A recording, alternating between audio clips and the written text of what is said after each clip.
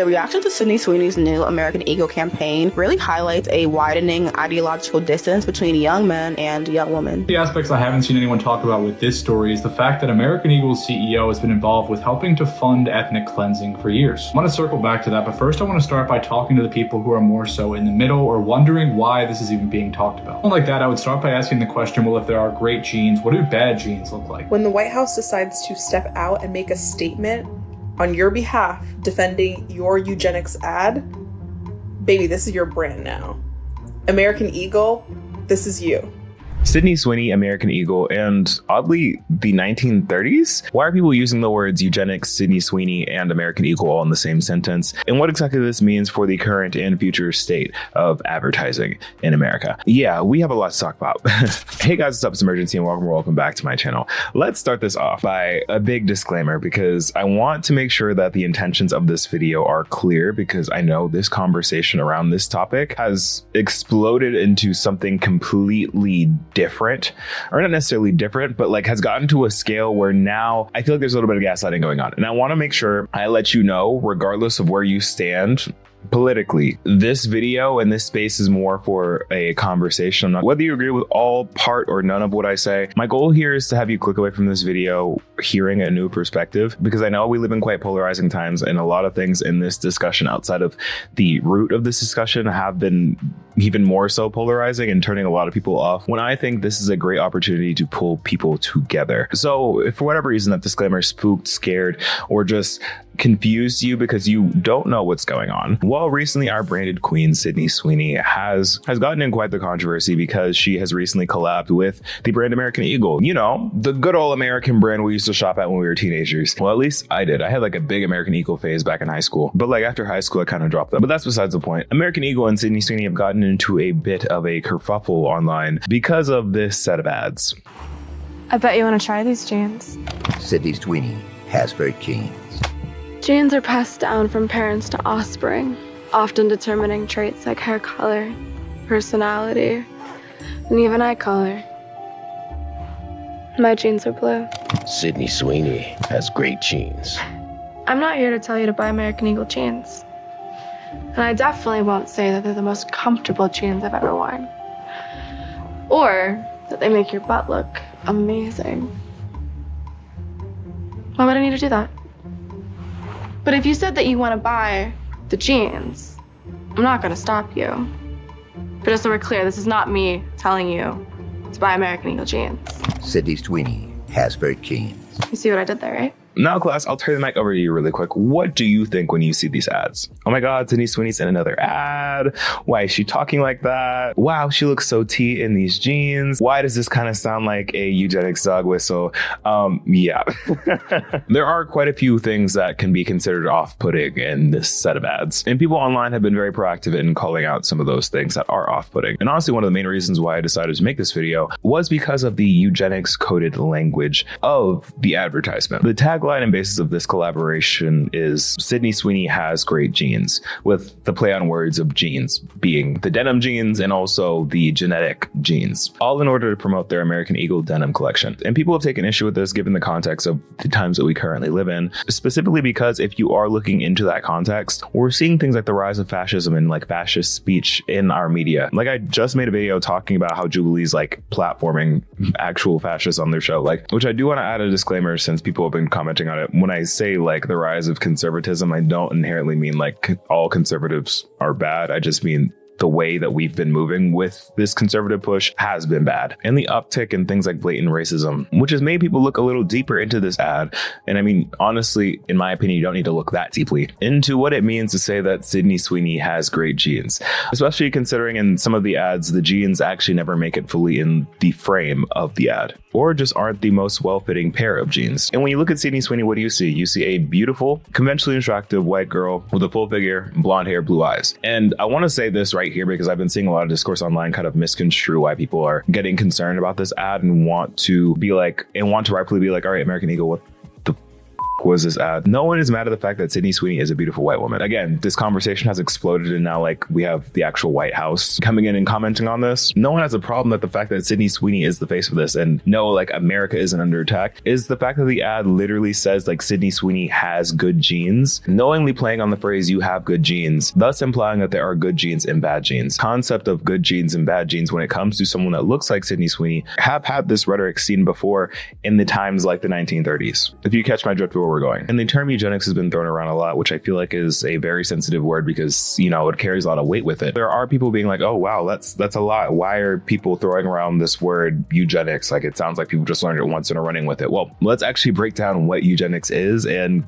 kind of help explain why people are coming to this conclusion. According to the National Human Genome Research Institute, eugenics is defined as the scientifically erroneous and immoral theory of racial improvement and planned breeding, which gained popularity during the early 20th century. Eugenicists worldwide believe that they could perfect human beings and eliminate so-called social ills through genetics and heredity. They believe that the use of methods such as involuntary sterilization, segregation, and social exclusion would rid the society of individuals deemed by them to be unfit. Eugenic theories and scientific racism drew support from contemporary xenophobia, anti-Semitism, sexism, colonialism, and imperialism, as well as justifications of slavery, particularly in the United States. Wow, that's a lot. Basically, this means that in eugenics, there exists a belief between good, bad, and in this case, great genes. Some that make you DNA-wise superior to others, which in my opinion is both insane and immoral, and has been used as a justification for things like white supremacy in the past. And like I was saying before, the implication of great genes implies the existence of bad genes, which again historically has been used to justify things like slavery, discrimination, and things like imperialism. And I know, again, I already hear the people saying like, okay, this is a stretch. They're just talking about them. They're just talking about genes. And while yes, on the surface, they're talking about genes, as we're going to talk about more in this video, there are many different ways to go about this campaign and to promote the denim, to promote the genes. But to do it in this very specific way with this specific person in this specific time period, we do have to take a closer look at this. Like, we should be skeptical and concerned when we see language like this, because language like this is usually a dog whistle. And again, to define dog whistle, to garner support from a particular group without provoking opposition. It's like where you blow into a dog whistle and like dogs can hear it, understand it, but like people can't. So when we have dog whistles like good and bad genes, your ears should perk up because it's like,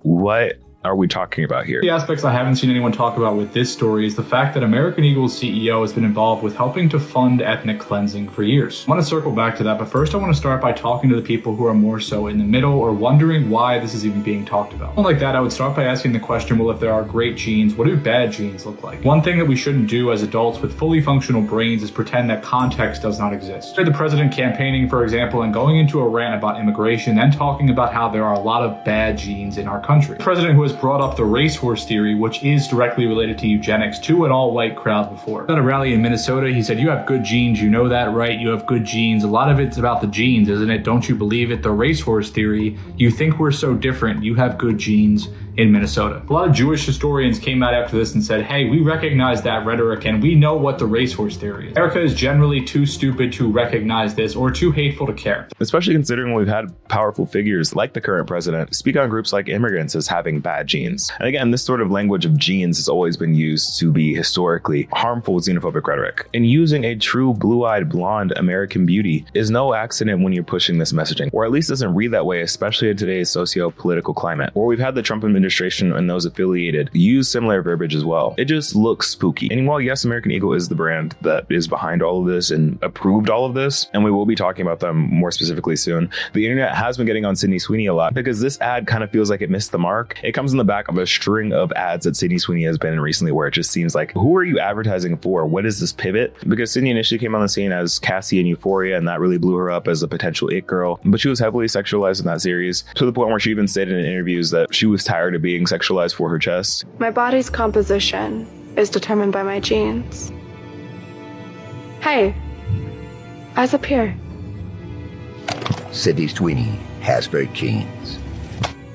And I totally understand that, but now it seems like there is like this regressive pivot where a lot of the collabs and ads that she does now really do bank on that factor, where even one of the ads for American Eagle just focuses on her chest and like pans down, not really even showing the genes in question. And it's been making people wonder, like, girl, can you say no to at least one of these ads, please? When the White House decides to step out and make a statement on your behalf defending your eugenics ad, baby, this is your brand now.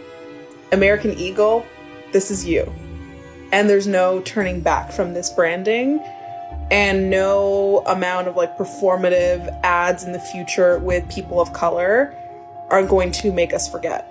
And here's the direct statement from the White House communications director on this. And I don't know, at least personally, I would look at things twice and maybe wonder what side of history I'm on. If I have the current White House backing me, it's like kind of like that whole thing of like the feeling when the worst person you know defends you. But now let's talk a little bit about the history of Sydney Sweeney's advertisements, because I do feel like they tell a story more so for the fact of like, how do we get here and who are these ads really for? And if there's one thing we can assume about Sydney Sweeney is that she is getting paid, okay? Because she stays with a brand deal. And her range for these sponsorships and brand deals are vast. She's been a brand ambassador multiple times for seemingly anything and everything after her role in Euphoria. I think the first thing I remember her being the brand ambassador for was Laneige, which I mean, like, yeah, period, beauty brand. That's a great first start. I also remember she had a thing with Bywater, which is also cool. That's tea. But then I remember this shift where like brands like Laneige and Bywater, which are typically brands that advertise more towards women, to brands like Hey Dude Shoes, like a Ford X Dickies collab, and more recently with Dr. Squatch selling bathwater soap. And hey, I'm never above a good sponsorship deal, okay? Like, especially if it's a company that you can get behind. Like on this channel, for example, you know, I've talked about a ton of brands that I love, like Beyond Meat. I'll like come on and say something like, this video is sponsored by Beyond Meat, and then tell you how they're a plant-based meat brand committed to making delicious food that's better for the health of humans and the planet. And then I probably go in and talk about how, like, I don't know, Beyond is made with clean, simple ingredients like peas, red lentils, avocado oil, and not with some random obscure chemicals. And like, if I really wanted to show it, I think like actually showing the packaging and reading the ingredients would prove to the point that the process of making Beyond Meat is closer to how pasta is made through like the simple process of like heating, cooling, and pressure. Let me see here, what they got: water, yellow pea protein, avocado oil, natural flavors, brown rice protein, red lentil protein, 2% or less of methylcellulose,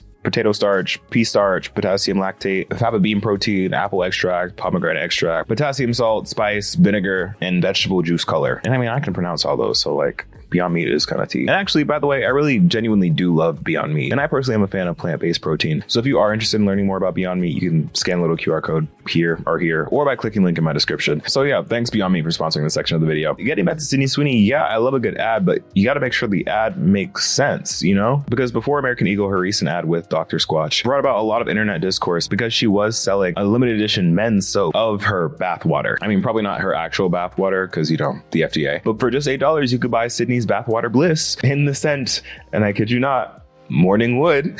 And you even have people like the senior vice president of Dr. Squatch coming forward and saying things like, the bar is bizarre, unexpected, and meant to get guys thinking more deeply about what they're putting on their bodies. Whatever that means. And that, of course, did spark its own internet discourse for a while. And after that died down, we got to where we are now with the American Eagle advertisement. And like, the main question I have about this whole thing is like, who is this for? I mean, the bathwater is pretty obvious, but like, for American Eagle, at the end of the day, the jeans that she's wearing are women's jeans. And demographic studies show that like, women, especially younger women, have been tending to lean more liberal, whereas men lean more conservative. So personally, I doubt that like baby talking, smizing, and genetics dog whistles are really selling this product to women. I mean, perhaps it could be that this campaign is trying to market towards that demographic of women that would find this cool, find it like inspiring, be like, oh, I want to look like Sydney. I want to have good jeans like Sydney. But I don't know, even then, like marketing wise, especially towards Gen Z women, I feel like this is kind of a flop and at least alienating a big chunk of your audience. Though actually, maybe not, based on how American Eagle stocks have been doing recently. And this is sort of the crux of it all, because I really don't think that like the ad was meant to be just taken in stride. I feel like they were definitely banking on the fact that people would be outraged by this and would use outrage marketing to their benefit, because we see outrage marketing done all the time. I just don't know if we've seen it recently to this extreme with such a major brand. And I think the last time we've seen something similar to this was with the old Brooke Shields Calvin Klein campaign. And if you're unfamiliar with that, Brooke Shields did a campaign with Calvin Klein when she was 15 years old. You want to know what comes between me and my Calvins? Nothing. Calvin, beautiful. So that's what happened to me. I've been Calvinized.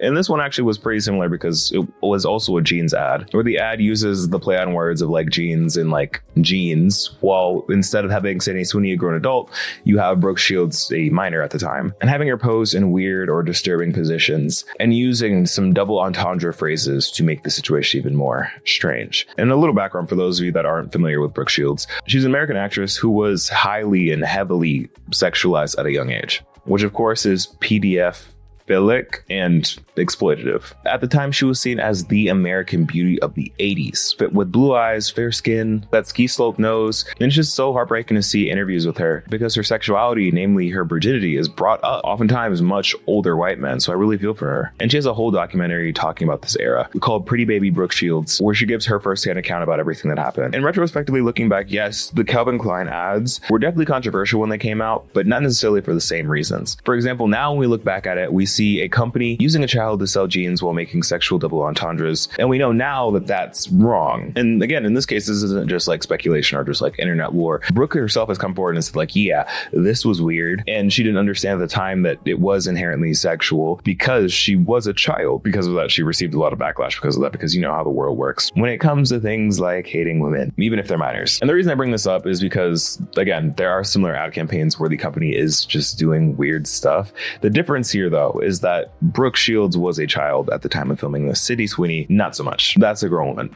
In her Vogue interview talking about the campaign, she says that the controversy behind the actual campaign made it the success that it was. Which is why I bring this whole point up, is because for American Eagle, it's very likely that they decided to reheat Calvin Klein's nachos and banking on the fact that the controversy of eugenics dog whistles could blow the ad up into major conversation like it has and boost awareness and cause sales to go up, or at least the stocks to go up, because that's what they're looking like. And that just doesn't sit well with me personally, because why would you use a manufacturer controversy like that to sell a product? Like if your product's that tea, you shouldn't have to bank on, I don't know, exploiting minors or like pandering to white supremacists to actually get people to notice your product and buy your product. My jeans are blue. Well, let's also go into the deeper meaning of blue blood. It is in reference to you being so purely white, you can see your blue veins of blood. Now, if we don't look at it from a white nationalistic perspective, we can also find that the ad is very similar to the Calvin Klein ad of Brooke Shields when she was 15 years old. You know, the problematic ad that sexualized a teenager? But this isn't the only ad Sydney's been in.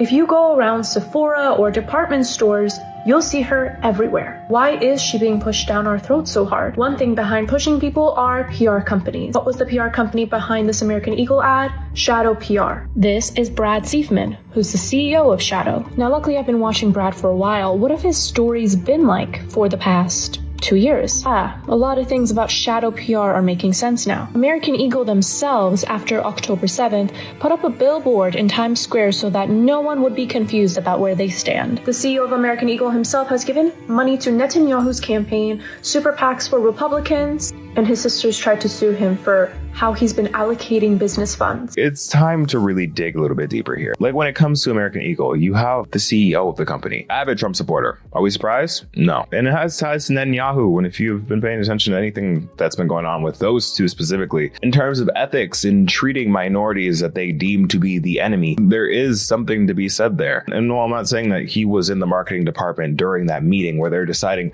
what to really make of this campaign, it would make sense that the CEO's values align and match some of the messaging here. Like this set of ads really does seem like a feeler, like testing the waters to see like what messaging can people get away with a moderate sense of plausible deniability. And again, there have always been cases of crazy marketing tactics, especially ads that really push the line. But I think this ad in particular is that it feels like a dangerous marketing precedent where we can dance around things like eugenics and ultimately white nationalist rhetoric so cavalierly, and then go ahead when people bring this up being like, hey, this is kind of weird, to make them seem like they're stretching, overreaching, and doing the most, which again is the goal and intention of things like dog whistles. It's that plausible deniability, and using harmful rhetoric or allusions to rhetoric to manufacture outrage just for the sake of brand visibility is nasty work, because this is seriously a dangerous precedent to set, and also just generally wild sentiments to normalize. And like, yes, this is just one series of ads, but it does not just exist as just that. Context, people, not in a vacuum. I am so sorry. Seeing advertisements like this pushing the subliminal that blonde-eyed blue hair girls have good genes is just wild generally, but also considering the times that we are currently living in. And again, this isn't to say that there is anything wrong with being blonde haired and blue eyes. It's just the fact that you have to acknowledge that pedestalizing that and referencing that as good genes is making a statement, especially in the context of the times that we're living in now, where we're really pushing towards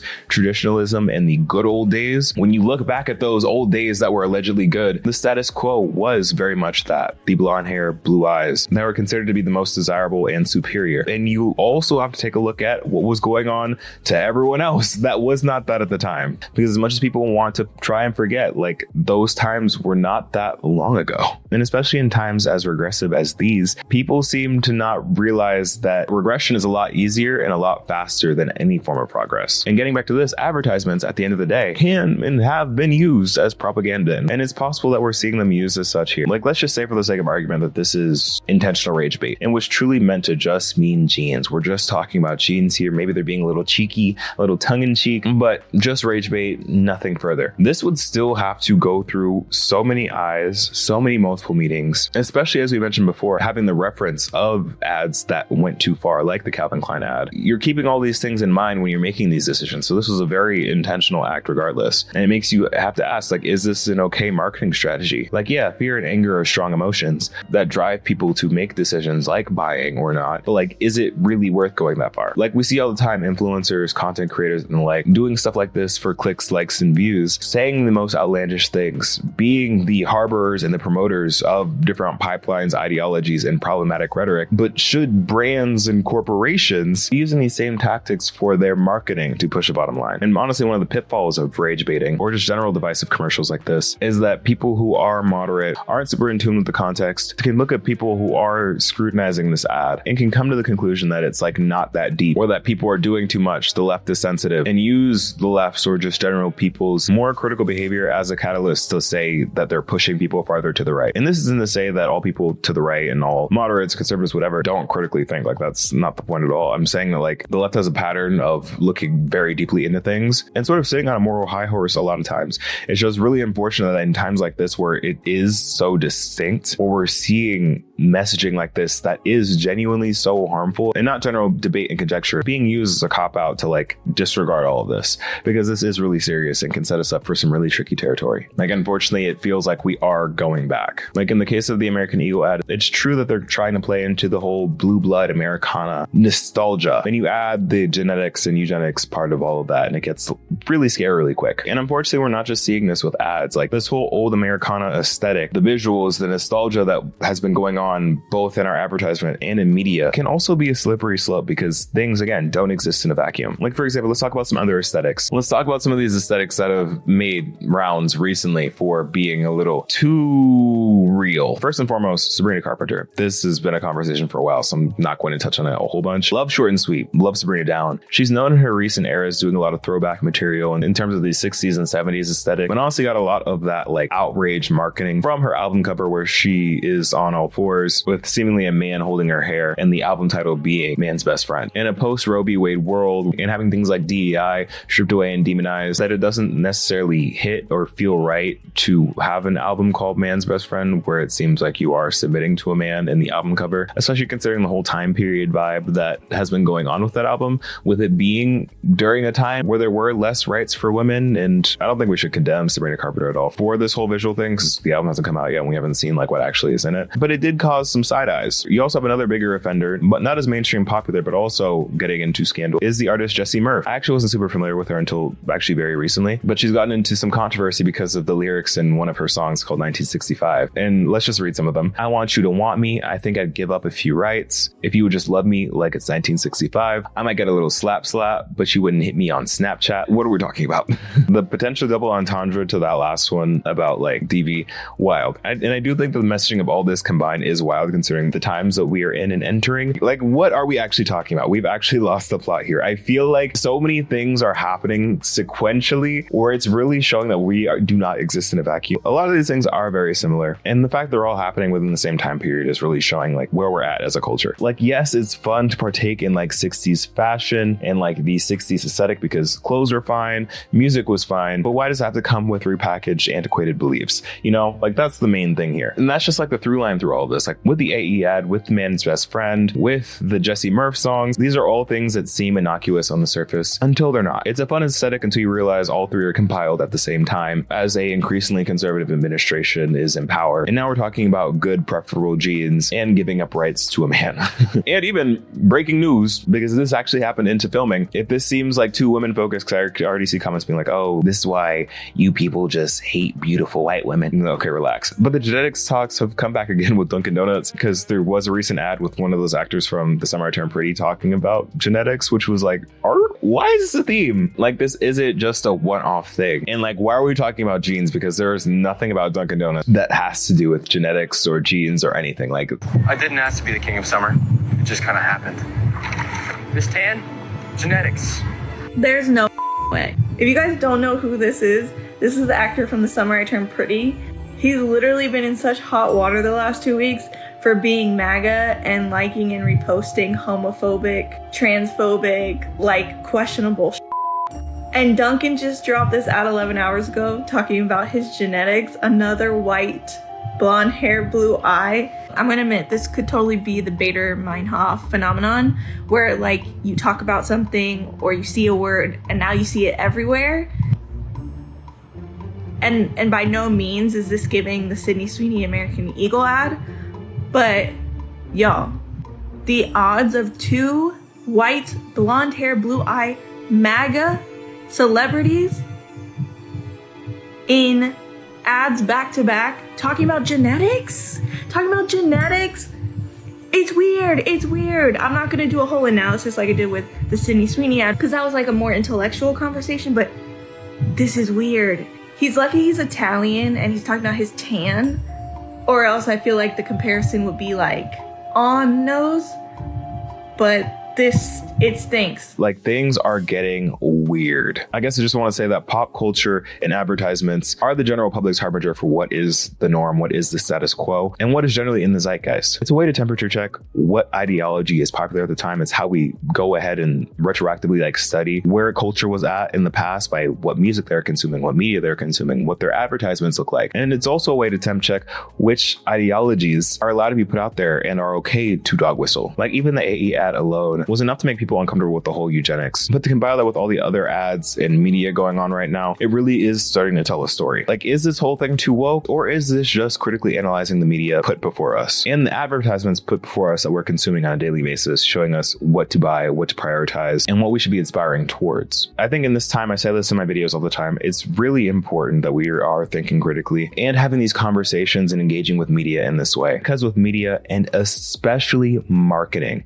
everything is intentional. That's the whole point of marketing, is to have as many things intentionally placed, mentioned, highlighted to get you to do a certain action, to have a certain belief, or to make a certain purchase. When it comes to the AE ad, many people, many different teams and facets of the American Eagle business had to look through this and okay it. So we really have to ask, why is this the time that companies and brands feel emboldened or just able to put out advertisements and messaging like this to either knowingly or unknowingly include dog whistles and conservative rhetoric? And honestly, with all this stuff that's been going on in the world the past couple of years, I think there are multiple answers to that.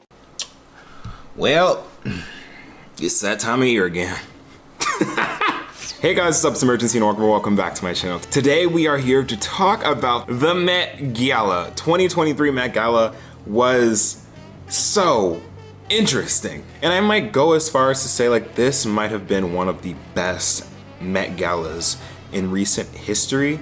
Like, only really competing with 2018, like Heavenly Bodies. Like, yeah, I'd say that it is that good. Not because every single look was a hit, but because we saw the most amount of just diversity in clothing, both from men, especially men and women. Like, we just saw so much couture, so much fashion, so many different looks that were so polarizing, for better or for worse, that I feel like this was just one of the best years in, how long has it been? 5 years? You can do the math for me. And we're gonna get into it right now. We're gonna go through and we're gonna review some of these looks. I'm looking through like the Vogue carpet list, and there seem to be 206 entries. We won't be doing all of those here today. We'll be doing some of my favorites, least favorites, and some that we just can't miss. Of course, I love to preface these fashion reviews by saying these reviews are in no way attacks to the actual people wearing the clothes, and more so just the outfit choice as a whole. And we're gonna be rating the outfits, not so much the individuals, except when the individuals are fine, and I may or may not have a mental relationship going on with them. parasocially. But by and large, we're just judging outfits here. And since we're talking about outfits, and as per usual, as I do with these fashion reviews, I do like to do a little something myself. This isn't anything crazy, like it's nothing really super wild. Felt like if I'm going to be talking the talk, I should at least throw on something besides a robe. Because we all come here to have opinions on fashion that we are not qualified to give, on outfits that we just simply cannot afford. So yeah, okay, I'm gonna do a reveal. Okay, hold on. Hey, this is a lot. It definitely is a lot. It definitely is. It's giving something. If these get on my nerves and start rattling with my ears because they're quite loud, they're coming off. But yeah, here we are, and let's talk about some of these clothes. But before we do that, if you are new to the channel and like all things pop culture, fashion, commentary, and tier lists, make sure to hit that subscribe button so that you don't miss out on any new content that I have coming out. I'm super close to 200K. So get here before it's too late, babes. It's never actually too late. It's just, you know, you're cooler if you're here before 200K. Also, leave a like on this video because it helps out so much with the YouTube algorithm, and follow me on my socials at imergency. But enough, let's talk about some of these looks. So the theme for the 2023 Met Gala was a tribute to Karl Lagerfeld, who, if you weren't aware, had been a staple in the fashion community for a very long time. He headed multiple fashion lines like Chanel and Fendi, and while as a person he was very, very, very problematic, as most old fashion designers are, the dress code is basically a tribute to him and his work. So yeah, let's start off. First and foremost, we're going strong. The latest people on the carpet this year, Rihanna. I've been saying Rihanna for like all my life, and then I just recently found out that she says Rihanna. So I'm gonna say Rihanna. Rihanna and A$AP Rocky here in what I believe is Fendi. Ooh, it's actually Valentino, bruh. Oh, and I forgot to talk about how we review and rank these different outfits around here. A lot of people hate it because it's not very substantive. I throw on outfits sometimes, but I'm not a fashion girly like that. Like, I don't expect top tier fashion commentary from me. Expect some reactions. So my tiers ultimately reflect that. At the bottom of the barrel, we have starves. Did not take a bite at all. Then we have nibbles, chews, eats, devours, and feasts. Yeah, so Rihanna and A$AP, well, I'll break them up because, yeah. Rihanna had a transformation piece, and I always love transformation pieces. Like, I love when celebrities go on the carpet and give you something that you think you're going to get and then completely turn it on its head and give you something different. And Rihanna kind of did that with the flower petal jacket ensemble sort of on the top. That ate on its own, but when she revealed and there was a dress underneath that with the coat, I say that she devours, maybe even feasts. I would say that Rihanna devours. Yeah. A$AP though, I'm sure all the fashion boys are going crazy and eating this up. But for me, he chews. Not quite an eat because the sandals are a little crazy with the jeans. But you know, he chews. Next up, we have Idris and Sabrina Dower Elba. I'm not gonna lie, her dress is kind of cunt. Like, it's giving shape, it's giving everything that it really needs to give. So for that, Sabrina's eating for sure without a doubt. But Idris, it's simple. Honestly, you're gonna see in this review, there are so many men that are not in traditional suits that when I see one in a just regular suit, it's a nibble for me. I'm glad you put on clothes today, Idris, but nibbling. Next up, Jenna Ortega.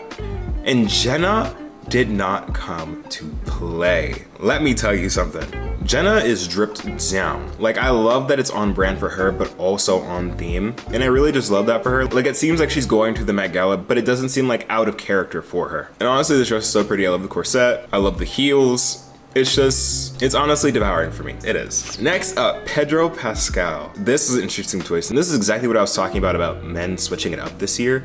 Like, hello, are we seeing this? This is not a suit. He has his legs out.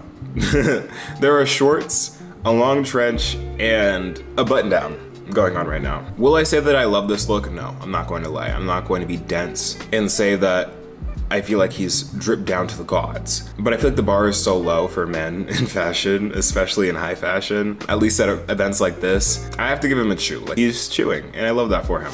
Gigi Hadid. This is kind of giving me like early 2000s vibes. I don't know if this is like a vintage look. I don't know if this is a vintage piece, but it's just giving me like those early 2000s vibes. It's kind of simple to me. It's cute. I'd say it eats. It eats. One thing I will say though at this Met, all of the black girls simply took it. They were taking it.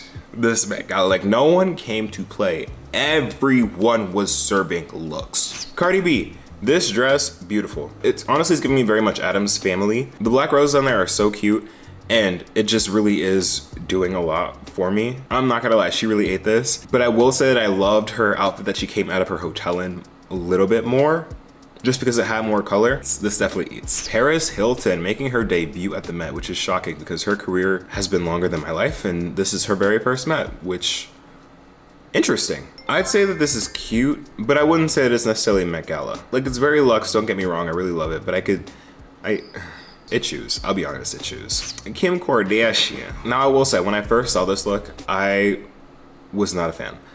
I honestly was not a fan. Kim has a reputation at the Met Gala of going really hard, and sometimes that really pays off and other times it just doesn't. Like, I think last year with Marilyn Monroe-gate. But the year before that, or the year before that one, where she was like in the wet look, that ate. And I know that she's expressed, at least for the past couple of years, that fitting into dresses and wearing the past couple of dresses have been really hard on her and her body, but she definitely looks more comfortable in this outfit, so love that for her. But I have to say, like, if this was like a summer gala, like if this was in June, this would eat. Because this is giving me very much summery, very much beachy, like glam beach vibes. But I feel like in New York, in just now it turning May, it's still like 50, 60 degrees in New York. I can't lie, it eats, it eats. I was trying to be like, it chews, no, it eats. I'm looking at it more and like, yeah. Anne Hathaway eats. Need I say more? Yeah. Yeah. Aubrey Plaza. Honestly, I'm not a big fan of this. I think it's a little simple. Like I get, let me see, is that Chanel? It might be Chanel. I love the cutout, but it's just really simple to me. Like, she's chewing. She's chewing. It's not anything crazy in my opinion. Let's get into Young Miami. Young Miami's feasting. I'm sorry. She has never looked better. She quite literally has never looked better. I love this outfit from head to toe. From head to toe. Like, face card, giving, body, giving, outfit, the little giving. Like, this just eats. It doesn't eat, it feasts. She is, yeah, she's feasting. Love Carisha down. And Diddy, we're doing back to back here. Diddy here, why he kinda, no, cause Diddy's kind of devouring here. I like this. I like when it's not just a suit and tie and it's giving us something dramatic and something extra because it's the Met Gala. Give us something, you know? Just don't give us a suit. And this is giving theatrics. This is giving warlock, vampire tease. Like, you know? Like, I feel like Diddy would just be sitting in his chair like this, legs crossed, and the giant black vault doors would open, and you'd see him just sitting there with the dragon laying by his feet. He'd be like, hello. How does Diddy talk? I don't know how Diddy talks. He'd be like, hello. Welcome to the crypt. Yeah, he's feasting. I love that for him. No, he's not feasting. He's devouring. I love that for him. Thames. We're talking about Thames right now. The moment is Thames. Let's first and foremost just say Thames is feasting. Like, this look. Are you kidding me? Are you mad? Are you dumb? Like, this, just the geometry of the dress alone eats. The gloves, the pointed gloves, and then the little, I don't know what they're called, but the things going off the arms, the bustier, and then the headpiece. Like, yeah. Thames said that y'all were talking about her at the Grammys. Was it the Oscars or the Grammys? I don't really know. She said, let me give you something even better at the Met Gala. Like, yeah. Thames feasts. Burna Boy, this eats. I'm sorry. This eats. I don't even know what this is, to be honest. Like, this are you kidding me? This just seems cool. Like, he seems like a final boss villain right now. And I really just love that because it's so different. I see a little train in the back. Like, yeah. Burna Boy eats. Eats down, actually. We got Miss Mary J. Blige. And I feel like she never has a bad look. Like, Mary J. Blige eats. Like, just simple. I have no notes. Like, one thing about her though, she always gonna have that boot on, and I love that for her, but yeah. She eats. Madeline Klein, our Outer Banks baddie. Face card never declined. Like, that's never the issue. The outfit itself, I'm not a huge fan of. It's not really giving me too much. It's not giving me anything at all, really. She's chewing. Love her though. Love you, Madeline. Olivia Rodrigo. And we need to talk about Olivia Rodrigo's outfit for a second. Because I had an initial reaction when I saw it, and then I took some time to deep it and really think about it, and I had other opinions. My first thought was that it's giving very much graduation cap tassel. You feel me? Like the You know what I'm talking about? But the more I look at it, the more I like it. Because I feel like for the past year, I haven't been a huge fan of Olivia Rodrigo's event outfits. Day to day, she's good and she's stripped down. Like, I love her style. It's just that whenever she goes to like award shows and stuff like that, I feel like the clothes that her stylist ends up going with don't do much for her, in my opinion. But I'll say that she eats. Tiana Taylor. Hello? Do you see this? We're looking at the same. Yeah. Cause, yeah. She's devouring, I fear. Like, ooh.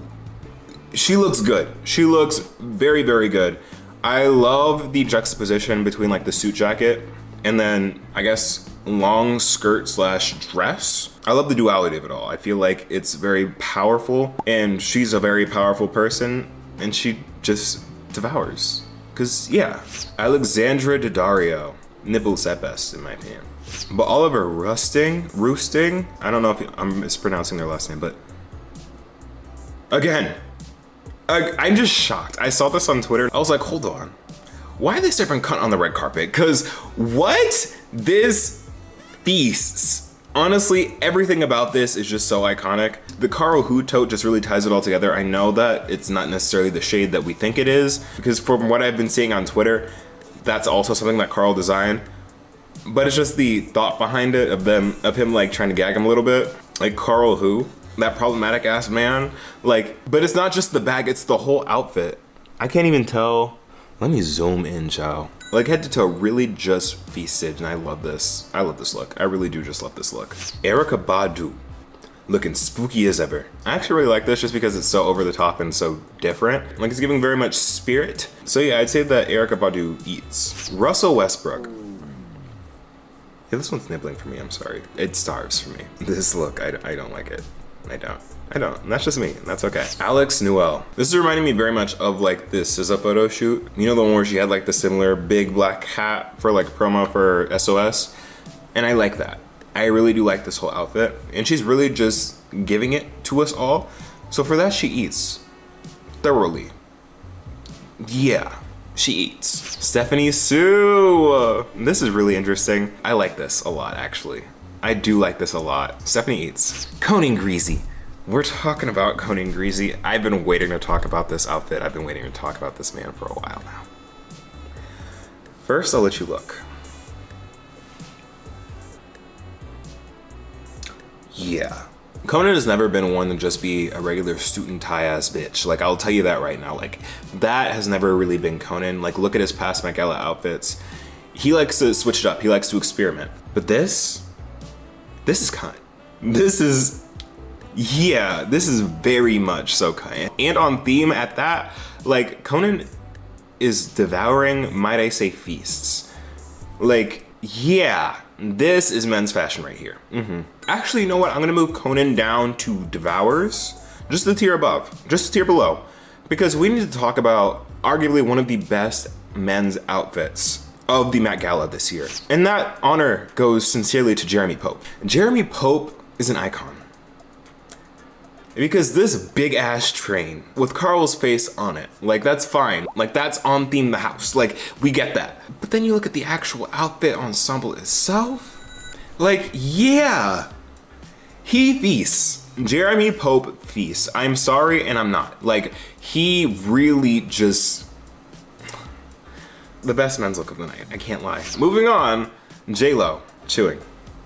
It's not giving me very much, I'm sorry. I'm not. It's not. Moving on. Sorry, J-Lo stands.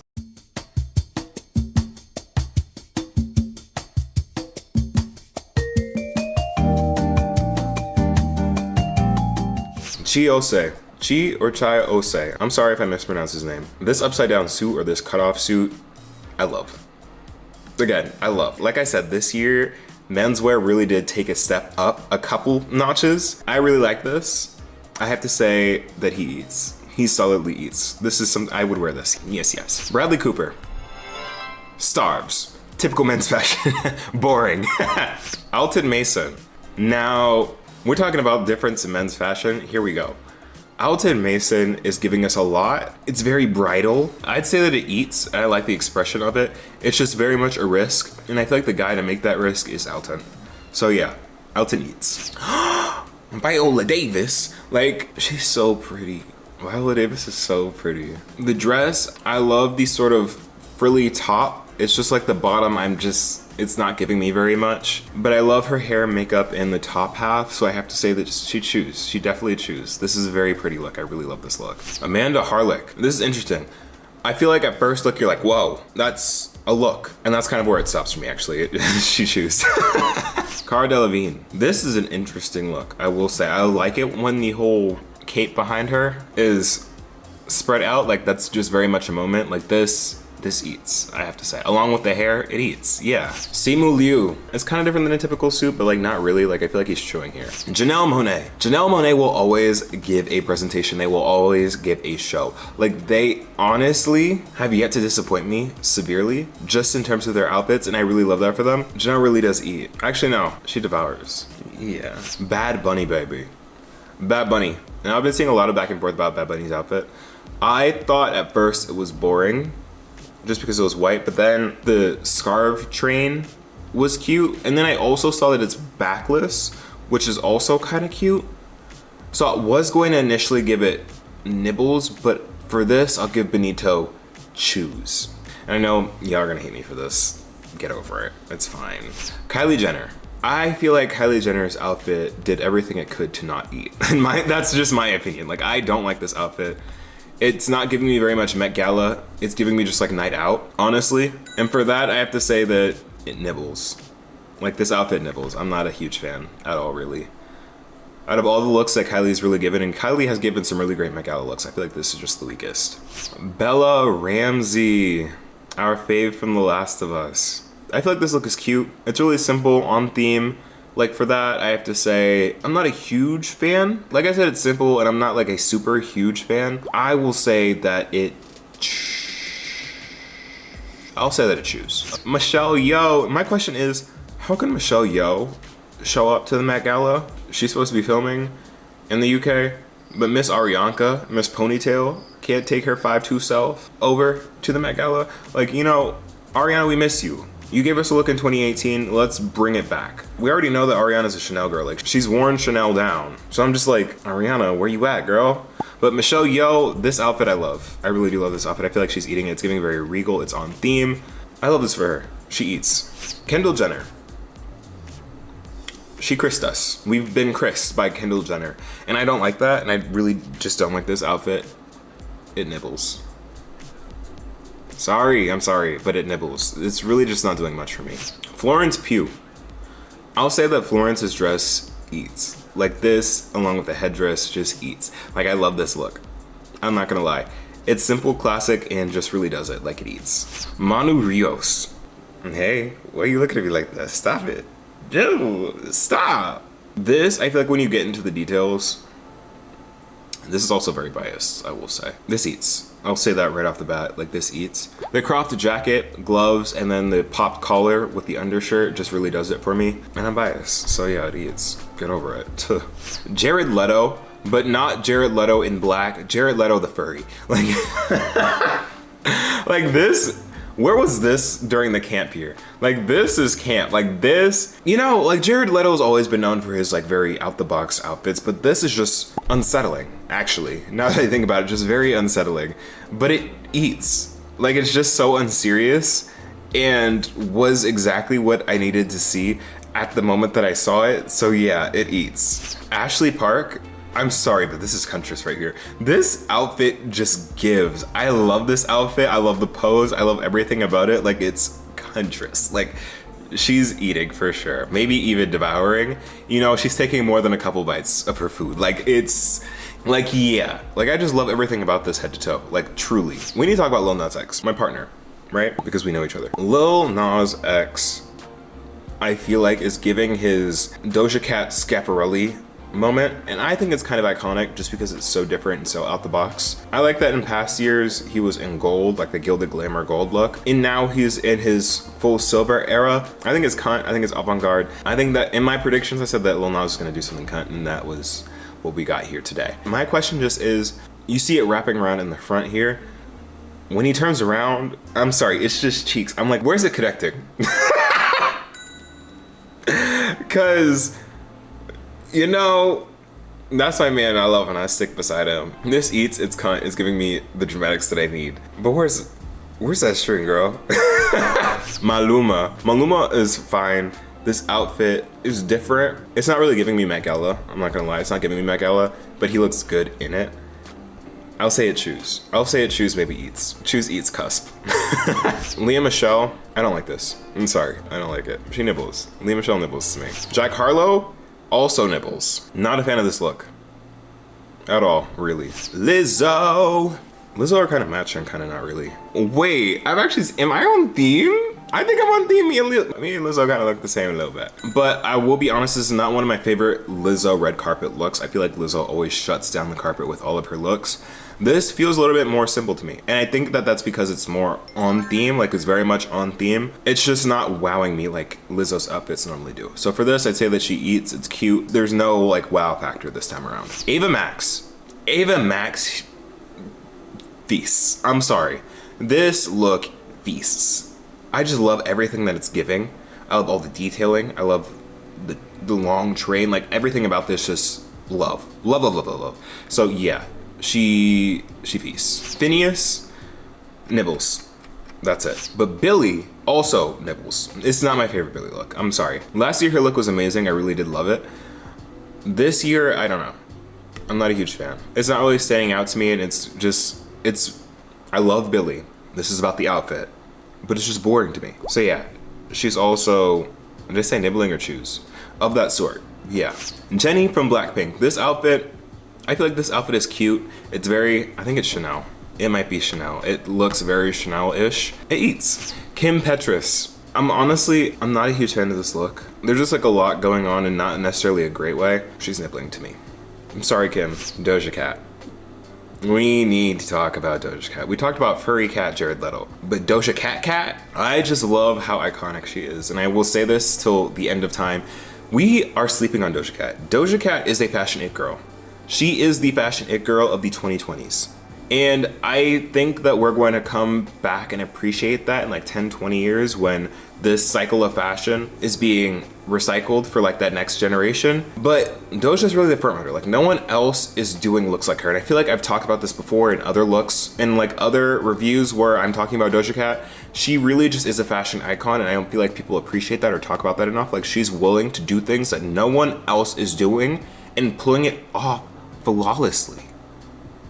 Like aside from just being a troll with her looks as well, like it just always has so much craftsmanship, so much artistry in it. Like it just, I admire this woman so much, and she feasts. She really feasts. Like nothing more to say. Yara Shahidi, get a load of Yara. Yara is devouring down. She looks good. I love this look on Yara. She really, like face card never declined. That was never the issue. Like that has never been the issue for her. But this look, it's just cute and it complements her skin tone very well. I love it. I really just love it. Keke Palmer, baby, that's Keke Palmer. Post-pregnancy, she looks great. Keke Palmer honestly looks great. I love this for her. She's beautiful. The dress is beautiful. She eats. I love Keke. Yeah. Margot Robbie. And I was surprised with this look. I am surprised with this look from Margot because I feel like with Barbie coming out, maybe she's doing something opposite to what like Barbie would wear. I really think this is underwhelming. I feel like, yeah, it's just not giving me very much. At all, really. Like she's chewing at best, in my opinion. Like she normally really has really great outfits, just not here. Halle Bailey, aka Ariel the Mermaid, did not come to play today. Because this is beautiful. She is beautiful. This whole outfit is beautiful, gorgeous. It's giving me very much, it reminds me of Coral.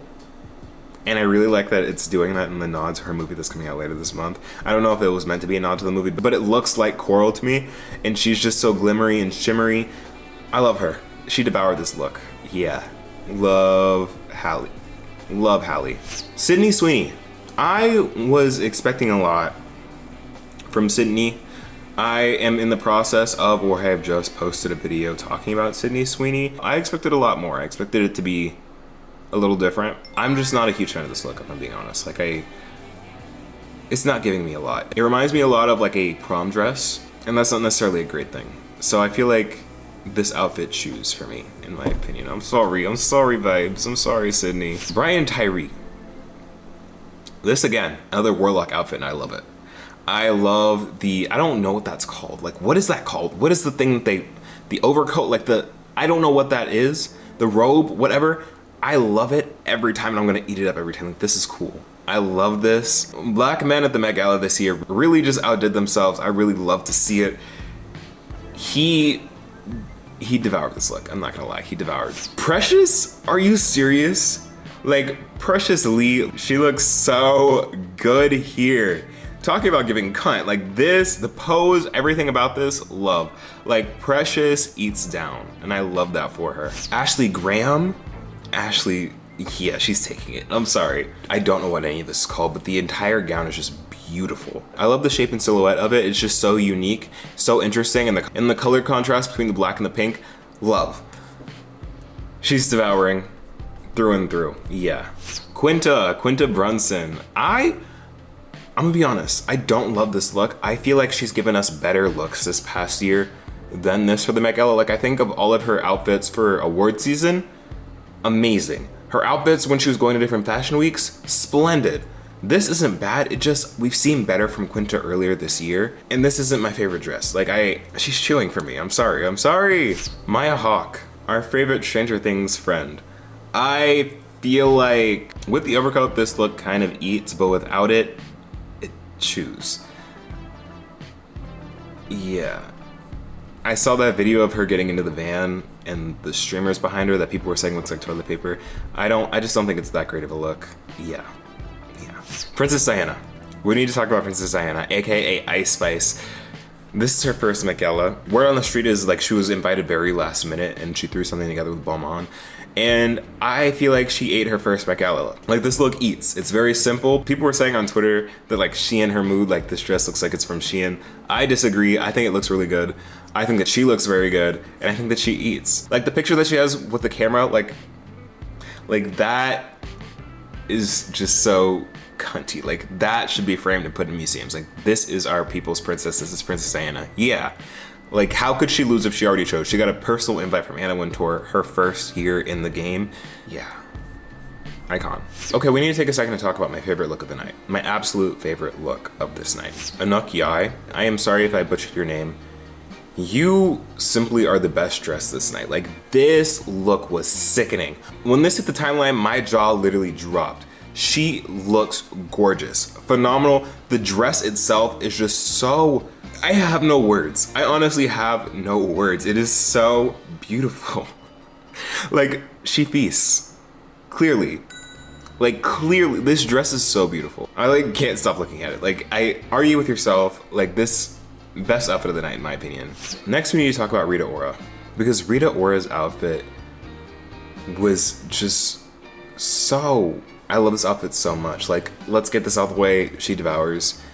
Just the face, hair, makeup, whole outfit really just is giving it for me, and I love it. And I love to see it. Like this is one of the earlier arrivals on the red carpet. When I saw it, again, my jaw dropped. This was before I saw Anuk. But yeah, I was shocked that Rita Ora was giving us this. She devours, right? Yeah. And finally, the last outfit we're talking about of the night is Emma Chamberlain. Emma has officially become a staple to the Met Gala. She's been going for years now, and her evolution of just being an interviewer at first, actually being an invited guest, has been very inspiring to content creators and YouTubers alike, and her looks over the years have also evolved. I feel like this look is cute. It's very Emma. Will say that I wish that it gave a little bit more just for the Met, but I also do think that it's very on theme. I like the blue on her. It just isn't giving me a whole lot. But regardless, I'll say that it eats. It's not a bad outfit by any means, and I saw a lot of people online saying that it's kind of trash, but I don't think it's a bad outfit. I just think that it could be better.